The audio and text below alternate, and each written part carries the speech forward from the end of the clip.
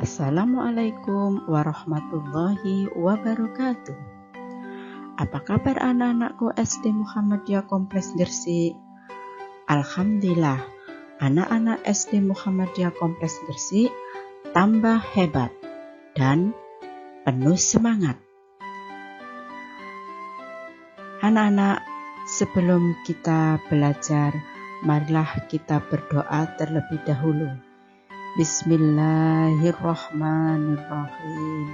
Rabbi zidni ilma warzuqni fahma.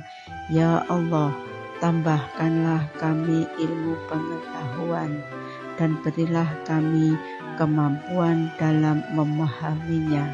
Amin. Anak-anak, pada pagi hari ini kita belajar tema 4. Berbagai pekerjaan. Subtema 3, pekerjaan orang tuaku. Muatan pelajaran hari ini adalah IPA. Materi yang kita pelajari yaitu tentang pemanfaatan barang bekas atau sampah sebagai upaya pelestarian sumber daya alam. KD pada hari ini yang kita pelajari yaitu 3.8, menjelaskan pentingnya upaya keseimbangan dan pelestarian sumber daya alam di lingkungannya. 4.8, melakukan kegiatan upaya pelestarian sumber daya alam bersama orang-orang di lingkungannya. Adapun tujuan pembelajarannya yaitu 1. Siswa mampu menyebutkan pentingnya pemanfaatan sampah sebagai upaya pelestarian sumber daya alam dalam kehidupan sehari-hari dengan detail. 2. Siswa mampu mengomunikasikan contoh kegiatan pemanfaatan sampah sebagai upaya menjaga kelestarian alam dalam kehidupan sehari-hari secara perinci. Nah, sekarang mari kita pelajari pengelolaan sampah dengan cara 4R. R yang pertama yaitu reduce.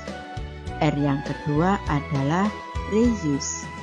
R yang ketiga yaitu replace.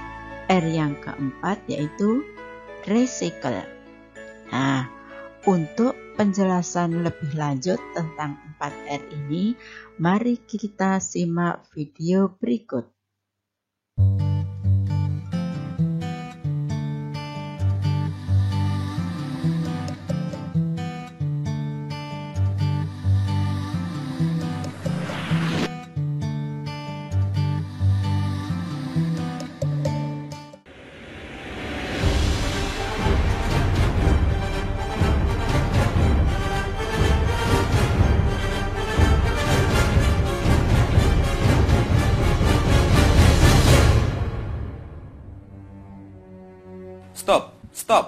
Stop.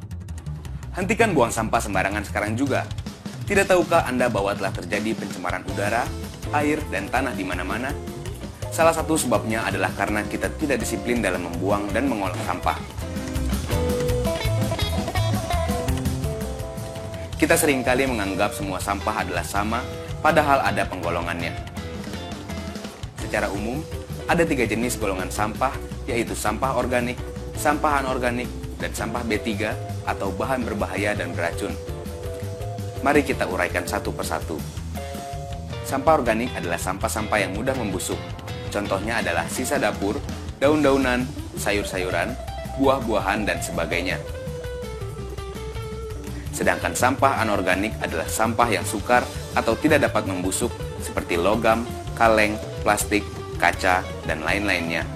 Dan sampah B3 adalah sampah-sampah yang mengandung racun seperti baterai, aki, dan sebagainya.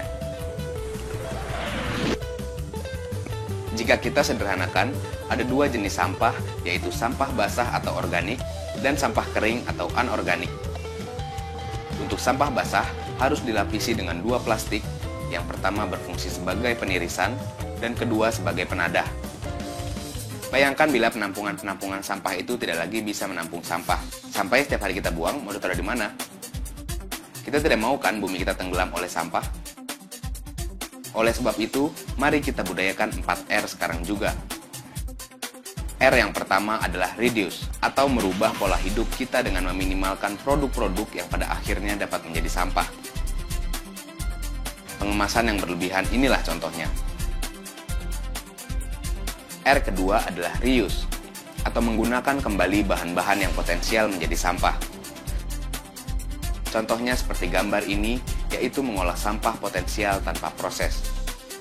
Ketiga adalah recycle, atau pemanfaatan kembali sampah dengan pembuatan kompos, mendaur ulang menjadi barang-barang baru, dan lain sebagainya. Inilah contohnya, yaitu mengolah sampah potensial melalui proses.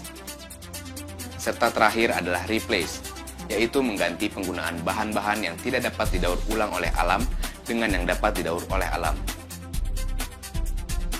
Contohnya seperti ini, yaitu styrofoam diganti oleh bungkus daun saja. Mari kita budayakan 4R sekarang juga. Membudayakan 4R bisa kita lakukan di dalam rumah tangga. Dari timbunan sampah, kita melakukan pemilahan. Caranya, dengan mengelompokkan dan memisahkan sampah sesuai dengan jenis, jumlah, dan sifatnya. Sampah-sampah yang berasal dari rumah tangga maupun tempat-tempat umum dikumpulkan. Sampah-sampah ini kemudian dikumpulkan dan dipindahkan dari sumber sampah ke tempat pembuangan sementara. Sekarang kita bahas pembuatan komposter. Apa itu komposter? Komposter adalah salah satu produk Puslit Bank Kim yang fungsinya untuk mengolah sampah organik menjadi kompos. Pembuatannya cukup sederhana. Seperti ini hasilnya. Sekarang kita siap untuk memasang komposter. Dan berikut ini langkah-langkahnya. Pertama, kita siapkan lokasi yang memadai untuk menanam komposter. Lokasi yang dipilih harus terhindar dari curahan hujan yang secara langsung dapat masuk ke dalam komposter. Kemudian gali tanah dengan ukuran galian sedalam 85 cm dan lebar antara 60-70 cm. Dasar komposter berada minimal 30 cm di atas muka air tanah dangkal. Muka air tanah dapat ditentukan berdasarkan muka air sumur di daerah sekitarnya pada musim kemarau. Setelah itu, dasar galian diisi dengan kerikil berukuran 1-2 cm setinggi kurang lebih 10 cm. Masukkan komposter yang di dalamnya terlebih dahulu telah diisi dengan kerikil setinggi 10 cm. Lalu tambahkan kerikil di samping kanan kiri tong komposter hingga setinggi kurang lebih 30 cm dari dasar tanah. Di bagian pipa, selimuti pipa gas dengan kerikil setebal 5 cm dari atas dan bawah, baru ditimbun dengan tanah asal. Setelah itu, timbun komposter dengan tanah sampai 5 cm di bawah lubang pemasukan. Setelah komposter siap, kemudian masukkan sampah dapur ke dalam komposter. Masukkan sampah secara rutin setiap hari sampai komposter penuh. Setelah komposter penuh terisi, biarkan sampah selama 4 bulan agar terjadi proses pengomposan yang sempurna. Bila sampah telah berubah menjadi kompos yang ditandai dengan perubahan warna yang menjadi hitam seperti tanah. Sekarang, mari kita lihat TPS di daerah Bandung.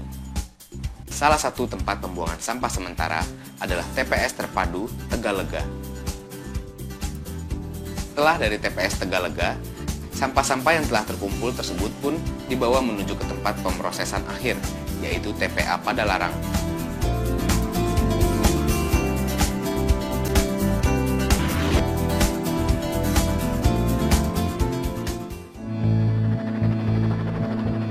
Dari gunungan sampah ini, banyak warga yang memanfaatkannya untuk mencari sesuap nasi. Selain pertambahan jumlah penduduk, faktor lain seperti peningkatan produksi dan konsumsi, serta gaya hidup, juga turut andil dalam mempengaruhi jumlah timbulan sampah ini. Sebagai penghasil sampah terbesar, kita yang hidup di perkotaan selayaknya wajib ikut dalam pengolahan sampah agar sampah-sampah yang menimbun di tempat pembuangan sampah atau TPA dapat kita kurangi volumenya. Untuk lebih mengefisienkan TPA, jauh lebih baik kalau kita menerapkan 4R dalam kehidupan sehari-hari. Manfaat 4R bagi TPA adalah memperpanjang umur kendaraan transportasi pengangkut sampah, mengurangi polusi udara, mengurangi pembusukan, karena semakin sedikit organik, semakin sedikit pembusukan atau air licin.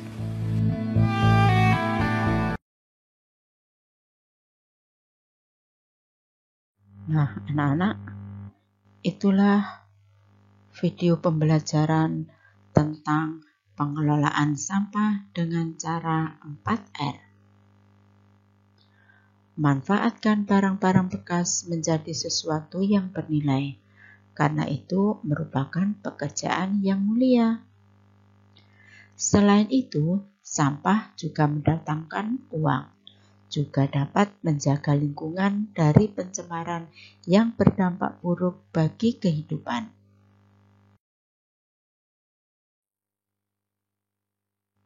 Mengolah sampah termasuk kegiatan melestarikan sumber daya alam karena kita menggunakan barang-barang bekas. Yuk kita kelola barang bekas atau sampah dengan baik. Sampai jumpa. Wassalamualaikum warahmatullahi wabarakatuh.